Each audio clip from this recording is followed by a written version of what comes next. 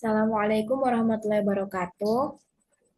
Kami dari kelompok 10 kelas E013 akan mempresentasikan pengantar akuntansi chapter 6 yaitu accounting system atau sistem akuntansi. Dimulai dari saya, namun sebelum itu izinkan saya untuk memperkenalkan diri. Nama saya Marsha Ervada dengan NPM akhir 194.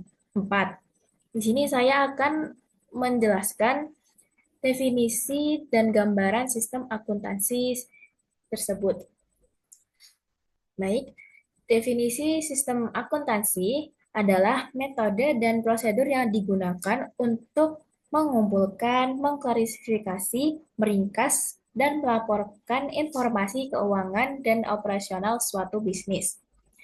Seiring pertumbuhannya bisnis, misalnya seperti Net Solutions, sistem akuntansi berkembang melalui tiga proses atau tiga langkah. Yang pertama ada analisis, yaitu menganalisis kebutuhan informasi pengguna. Yang kedua, desain, yaitu merancang sistem untuk memenuhi kebutuhan tersebut. Contohnya membuat bagan akun, jurnal 2 kolom, dan buku besar umum. Yang terakhir ada implementasi, yaitu menerapkan sistem untuk mencatat transaksi dan menyiapkan laporan keuangan. Selanjutnya ada komponen desain sistem akuntansi. Ya, desain sistem akuntansi terdiri dari pengendalian internal atau internal controls dan metode pemrosesan internal. Dan metode pemrosesan informasi atau information processing methods. Pengendalian internal yaitu kebijakan dan prosedur untuk melindungi aset, memastikan keakuratan informasi bisnis, dan memastikan kepatuhan terhadap hukum dan peraturan. Lalu metode pemrosesan yaitu cara sistem mengumpulkan, meringkas, dan melaporkan informasi yang dapat berupa manual ataupun terkomputerisasi. Baik, selanjutnya akan dilanjutkan oleh teman saya.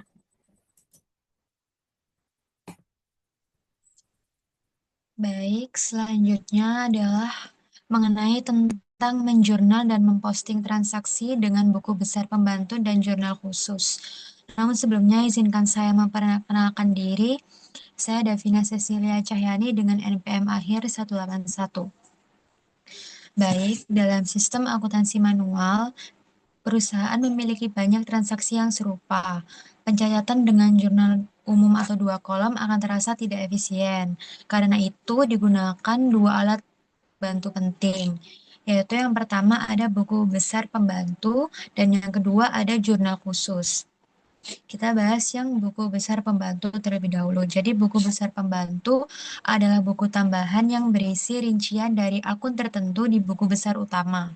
Tujuannya agar pencatatan lebih terperinci dan memudahkan pengecekan. Komponen utama, yang pertama ada buku besar utama atau general ledger. Buku utama yang berisi semua akun laporan keuangan seperti neraca dan laba rugi. Yang kedua ada akun pengontrol.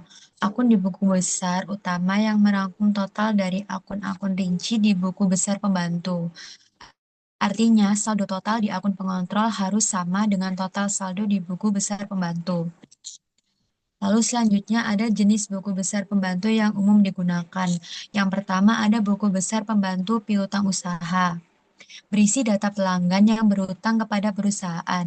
Dicatat per pelanggan, misalnya pelanggan A, pelanggan B, dan pelanggan C. Totalnya diringkas di akun pengontrol piutang usaha di buku besar utama. Lalu yang kedua ada buku besar pembantu utang usaha, berisi data pemasok atau kreditur yang harus dibayar oleh perusahaan. Ini dicatat per pemasok, misalnya pemasok X, pemasok Y, dan pemasok Z.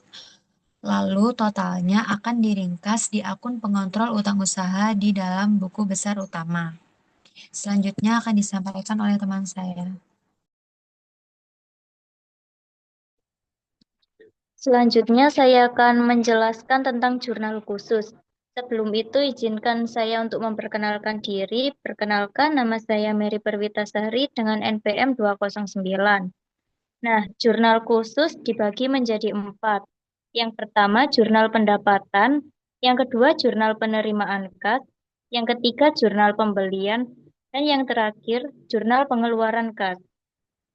Yang pertama yaitu jurnal pendapatan. Jurnal pendapatan ini berfungsi untuk mencatat pendapatan secara kredit dengan buku besar pembantu yaitu piutang usaha. Untuk kolom kunci jurnal pendapatan yaitu debit di piutang usaha dan kredit di pendapatan jasa. Dalam proses posting, setiap transaksi dicatat per pelanggan di buku besar pembantu piutang usaha. Dan di akhir bulan, total jurnal diposting ke buku besar utama dengan debit piutang usaha dan kredit pendapatan jasa. Yang kedua yaitu jurnal penerimaan kas. Jurnal penerimaan kas ini berfungsi untuk mencatat semua penerimaan kas dari pelanggan atau sumber lain dengan buku besar pembantu yaitu piutang usaha dan kolom kunci debit kas, kredit piutang usaha atau akun lain, misal pendapatan sewa, modal, dan lain-lain. Untuk proses posting jurnal penerimaan kas, yaitu penerimaan kas dari pelanggan dicatat berakun di buku besar pembantu piutang usaha. Transaksi lainnya dicatat ke akun terkait. Dan di akhir bulan, total kolom kas debit diposting ke buku besar utama. Yang ketiga yaitu jurnal pembelian. Jurnal pembelian memiliki fungsi mencatat pembelian barang atau perlengkapan secara kredit dengan buku besar pembantu yaitu utang usaha. Untuk kolom kunci yaitu debit di pembelian atau perlengkapan atau peralatan dengan kredit di utang usaha. Proses posting yaitu tiap transaksi dicatat ke akun pemasok di buku besar pembantu utang usaha. Dan di akhir bulan, total jurnal diposting ke buku besar utama dengan debit pembelian atau perlengkapan dan kredit utang usaha. Dan yang terakhir yaitu jurnal pengeluaran.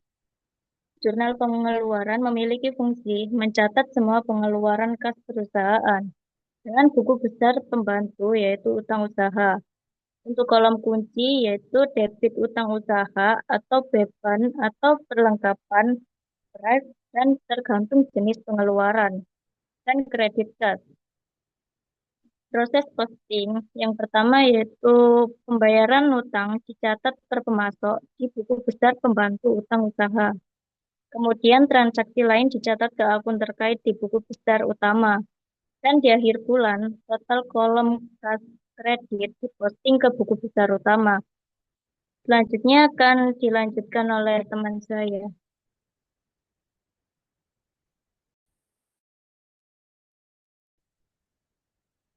Baik, sebelumnya izinkan saya untuk memperkenalkan diri.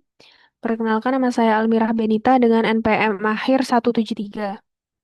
Di sini saya akan meneruskan materi teman saya, yaitu gambaran dan ilustrasi penggunaan sistem akuntansi terkomputerisasi.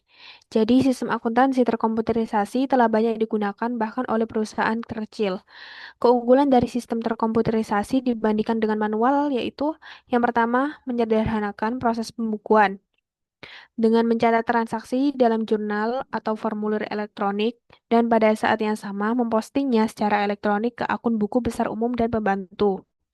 Yang kedua, akurasi yang lebih tinggi. Perangkat lunak mencegah kesalahan posting dan perhitungan, serta mencegah transaksi di mana total debit tidak sama dengan total kredit. Yang ketiga adalah informasi yang up to date.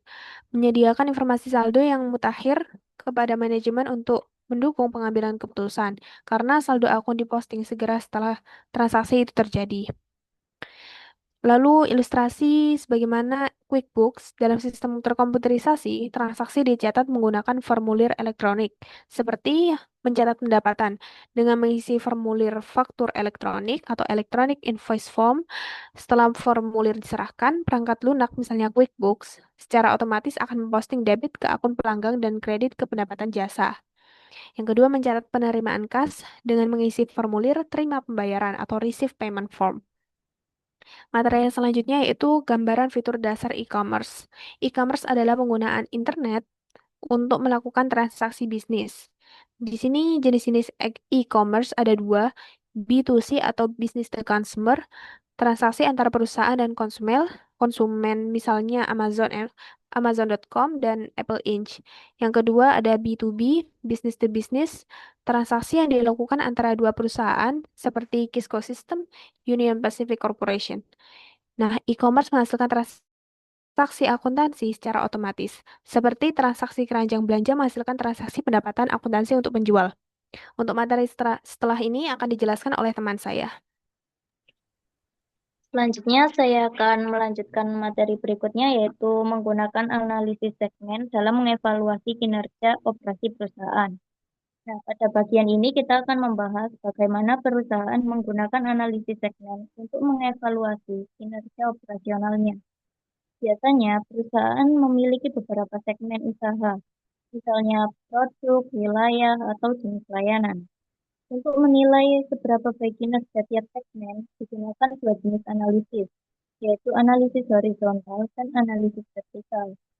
Analisis horizontal digunakan untuk membandingkan kinerja segmen dari tahun ke tahun, sehingga kita bisa melihat apakah ada peningkatan atau penurunan pendapatan.